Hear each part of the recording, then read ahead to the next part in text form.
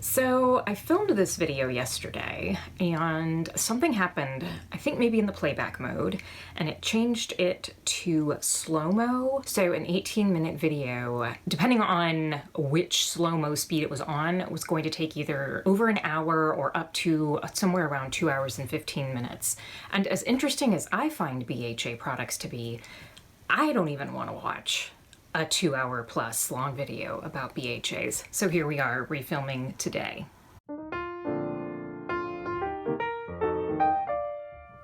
Hello everyone, welcome back to my channel. If this is your first time here, welcome. My name is Leigh Monet, and I put out videos every week about skincare, and I mostly focus on issues facing those of us in middle age, because I myself am in middle age, I'm 48 years old, but I also talk some about skin issues that can face people at all sorts of different ages, because I have some chronic skin conditions that I'm dealing with. And specifically today, I'm going to be talking about a class of products that I personally use to address a condition that I have had for the last, I don't know how many years, but I believe it started sometime in my 30s, and that is rosacea. And if any of you, especially those of you who have paler skin, you may have some experience with this. Those of us with paler skin, especially with heritage from, say, the United Kingdom, like Great Britain, Ireland, Wales, places like that, we're really lucky, and we often have issues with rosacea. And for those of you who may not know, rosacea is redness. It is also sometimes manifested as pustules or almost like acne. It almost looks like acne in some cases, but it's often manifests itself as redness. That's typically what people think of when they think of rosacea. It's super fun. Not at all. But I myself have a mild case of rosacea, and I am not wearing makeup right now because I wanted those of you watching this video to see what my skin looks like with no makeup on, partly because I use BHA, and that is what this video is going to be about, is all about my experience with BHA products. BHA is also known as beta-hydroxy acid. The most commonly used beta-hydroxy acid is salicylic acid. And BHAs and AHAs are often mentioned together. You will often see either products that have both of them in them, or people will talk about exfoliants and then they will mention AHAs/BHAs. BHAs are in fact exfoliants. They are an exfoliant that is different than AHAs. AHAs are a surface exfoliant and they're water soluble. So they're great for exfoliating the surface layer of skin. And both AHAs and BHAs are chemical exfoliants as opposed to a physical exfoliant like a scrub or something like that. So AHAs are water soluble, work on the surface of skin. BHAs are a little bit different, and that is partly why they are used for such a wide range of skin conditions. First of all, they are oil soluble as opposed to the water solubility of AHAs.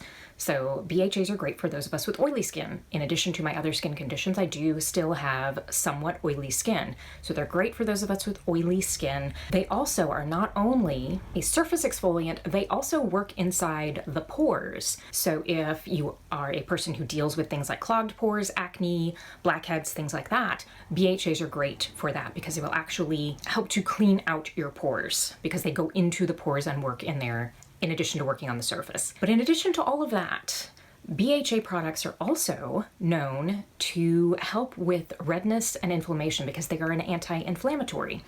And I mentioned that the most common BHA that is used out there in BHA products is salicylic acid. And if you look on a bottle of aspirin, you'll notice that aspirin is acetylsalicylic. And so it is the same class as the salicylates that are used in aspirin. It's not the exact same thing, but the idea that aspirin is used to relieve pain that is caused by inflammation, BHA is the salicylic acid that is often used as a BHA in BHA-containing products, is also used to relieve redness and inflammation, such as the redness and inflammation that we experience from rosacea. And the reason I started thinking about this and wanted to make a video on this was because about a week or so ago, I got a comment on my COSRX toner video, and I will link that up here in the eye and also down below. I was using and I'm still actually using these two COSRX toners as a little experiment, and then I've just kept using them because I've liked everything so far. I haven't had any irritation or anything. But one of those I was using specifically specifically because it's a centella toner, and centella asiatica, or cica, is known for, among other things, being an anti-inflammatory, and it's often used to address redness, inflammation, things like that. And I mentioned in that video that I suffer from a mild case of rosacea, and unfortunately, even though it's a mild case, that hasn't exempted me from dealing with the occasional ignorant or unkind comment about my skin. If people see the redness, especially on my nose, it is the worst on my nose. So if I'm having a day where, and temperature extremes seem to be the biggest thing that trigger redness on my skin.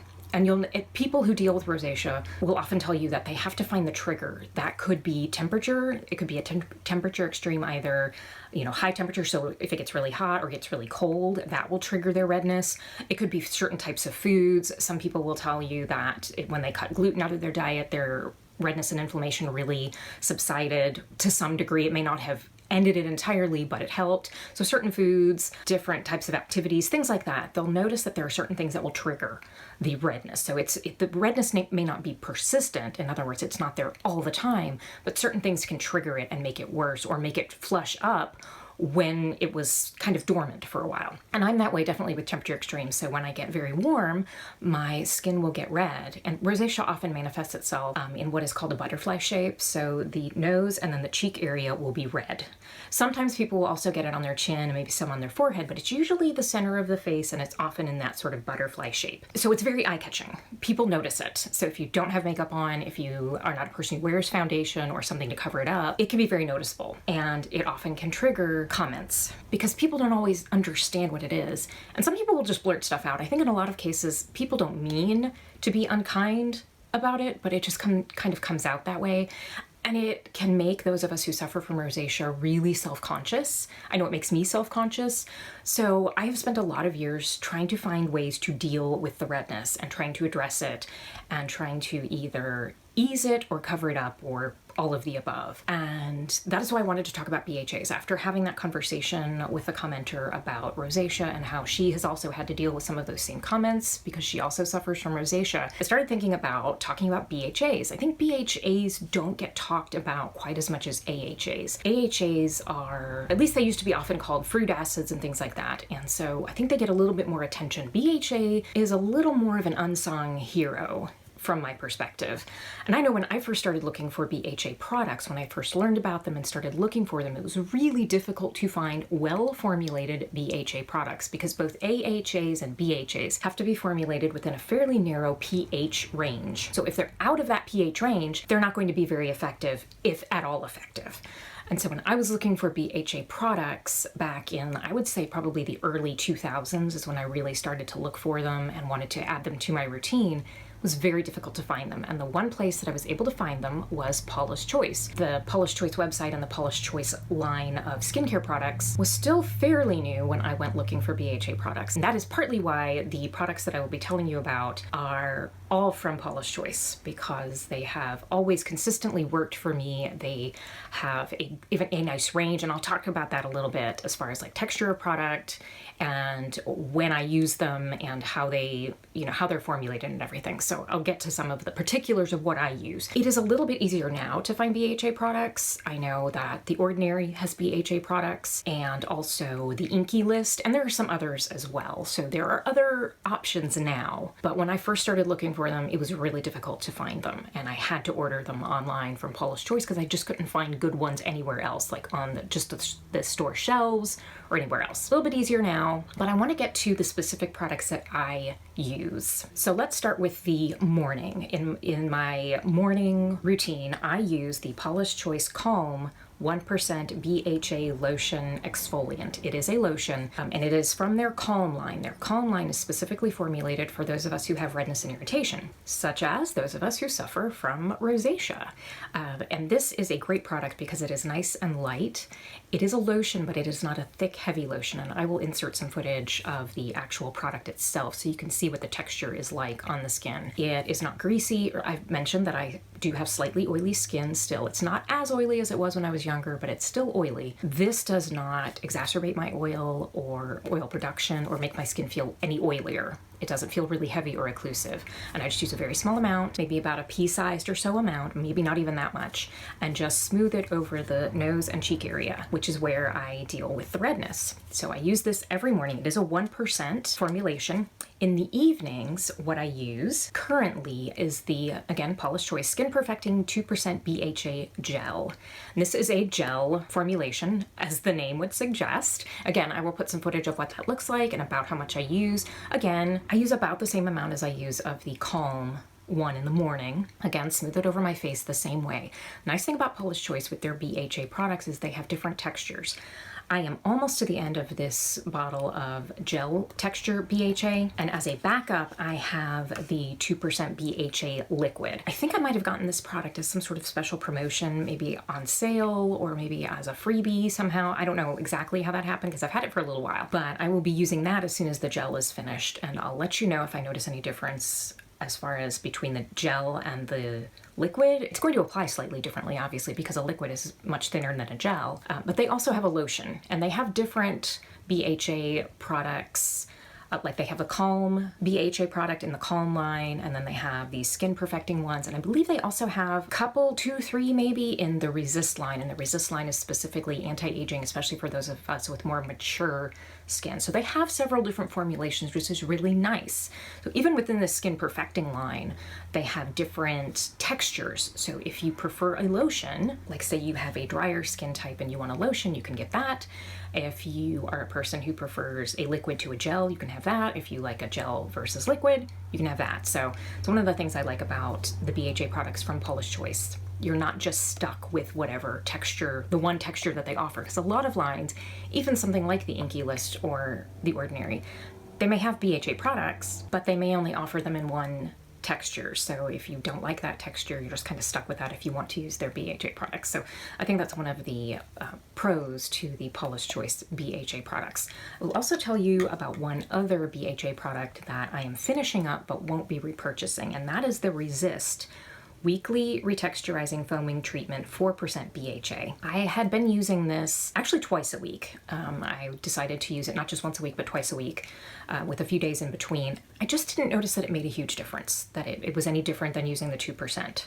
So I've decided that once I use up this bottle and it's almost done, I am not going to repurchase it. They also have a 9% BHA, and that is, I think, typically used for like spot treatment, like if you have milia, is it Melia or Milia? But it's those little tiny white bumps. People who have that often find that BHA can help with that, and I think that 9% is typically used for spot treatment. It's not meant for like all over the face or all over a large area. It's meant for more for like spot treatments. I think I've gotten like a little trial size of that. Again, didn't notice a huge difference with it, but I can tell you that from years of using these BHA products on a regular daily basis, I have seen a huge difference. And I'll tell you what prompted me to repurchase BHA products after a little while of sort of taking some time away. A few years ago, I went to a dermatologist, and one of the things I talked to her about was my rosacea. And so she prescribed a prescription product, and I believe the name of that was, and I actually looked into this yesterday. I looked up the name of the product yesterday. I cannot off the top of my head. For some reason, I didn't write it down. I will look that up and I'll put it down below, and I may even put it on the screen so that you can see the name of the product. But it is one of, there are several different prescription medications that are prescribed for, among other things, rosacea. And she prescribed one of those medications. I used it and didn't really notice a huge difference. At first I thought I did notice a difference, and then not so much. And then one day, now granted, I was sitting in front of a heater. I had a little bedside heater because it was a pretty cold day, and I felt my face feeling really hot. So I went and looked at my face in the mirror, and my face was just glowing bright red, especially my nose. Again, it's the Rudolph effect. My nose was just super red, and my cheeks were red. And I had put that gel on earlier that day, that prescription medication. So I washed it off, and I think it was that very day I went to the Paula's Choice website and I ordered some of their BHA. Again, I don't remember why I had stopped using it. Maybe I stopped using it because I was going to be using that prescription. I can't remember exactly why. Went back to the Paula's Choice BHA products and have not looked back since. Now, of course, correlation does not equal causation. So it doesn't, just because my skin was red that day doesn't mean that that prescription medication was causing that or made it worse or exacerbated it or whatever. But I can tell you that in using these products, these over-the-counter products, I have not had that issue to that extent. I mean, I have never had it be that red again. So it could have been that prescription medication, but I can tell you that with using these products and, you know, really keeping up on it. And I do also a few nights a week, I think it's 3 nights a week, I use azelaic acid, and I will talk about that at a later time because I think that is another thing that has helped some with the redness. But these BHA products especially, I have noticed a huge difference, and they're affordable, they're available over the counter, and they are really great for me with my struggles with rosacea. So if you are a person who's dealing with the redness and irritation and the inflammation from rosacea, I would highly recommend that you look into BHA products if you're not already using them. I think they are spectacular. Like I said, they're available over the counter. They are not a prescription. They are pretty affordable. Polish Choice is always running specials, and you can get coupons and things like that through their emails. And so, and as I mentioned again, now there are more available, like with the Inkey List and the Ordinary, both of which are very affordable lines. So there are more options available for BHA now than ever before. And I just highly recommend them. I think they're fantastic. I wanted to talk about that because of that interaction with my subscriber who was talking about her struggles with rosacea, and wanted to let any of you out there who are dealing with that know that there are some products that you can put in your arsenal that I think could really make a good difference in the way your skin looks if you're dealing with that redness and inflammation. Because I feel for you if you are. It's not fun. It's not fun getting those comments, having people remark on the way your skin looks, because your face is what most people notice first. So if there's something that's startling about your face that kind of catches people off guard, that can often prompt comments that can come across as, like I said, unkind or ignorant, and they may not even mean them that way. They just maybe haven't seen somebody with skin that looks like that, and it can be very uncomfortable. I will put links to some of the research that I was looking at on the internet while I was preparing for this.